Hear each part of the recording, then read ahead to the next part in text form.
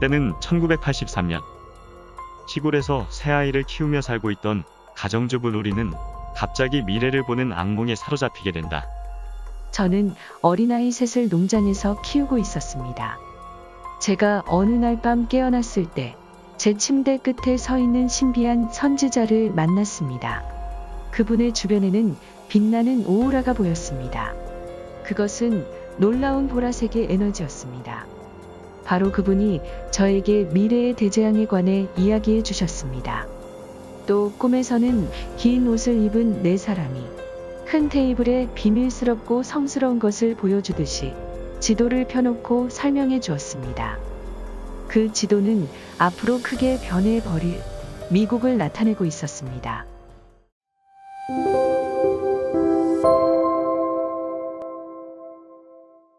그렇게 시간은 흘러 특별한 일 없던 1988년의 어느 날, 그 꿈 얘기를 전해 들은 로리의 또 다른 친구가 그 꿈들을 다시 회상해 보라고 했다.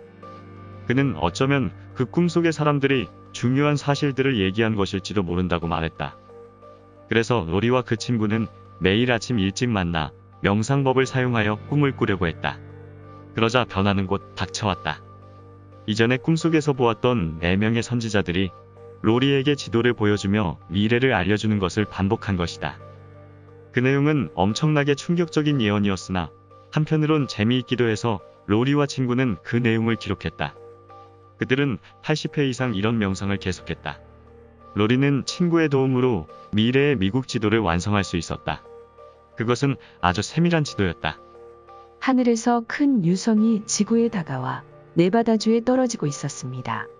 다음에는 2에서 4년 동안의 호우와 그에 따른 지구온난화 현상, 이어서 동북부 태평양 지역에서 끔찍한 대지진이 일어나게 됩니다.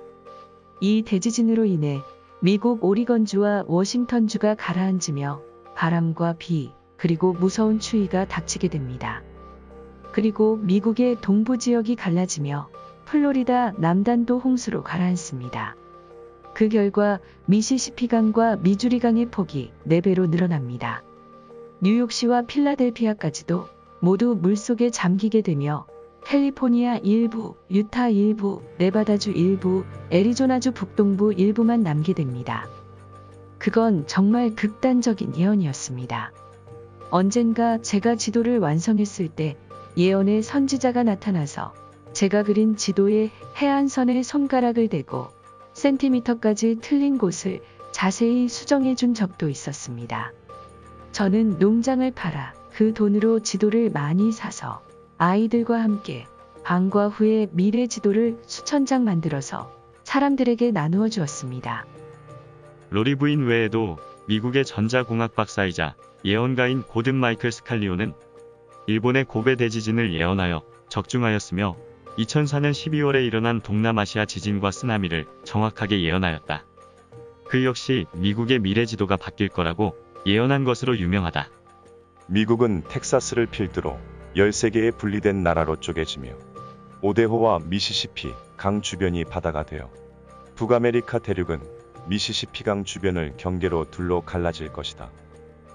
로스앤젤레스 지역에서 3번의 지진이 발생하는데 마지막 3번째의 지진은 8도를 넘는 강진일 것이다.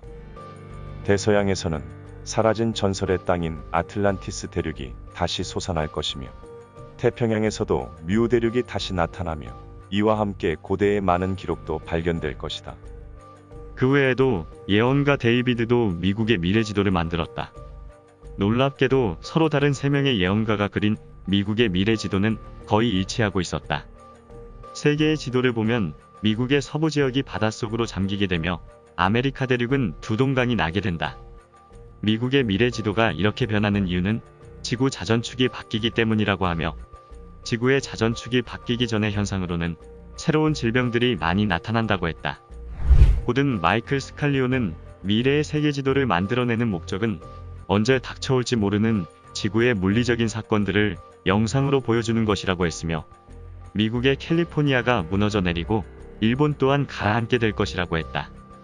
이 변화는 도미노 현상과 같이 한번 시작되어 여러 곳으로 계속 뻗어나간다고 했으며 모든 사건들이 일어나는 정확한 시간은 알지 못한다고 하였다.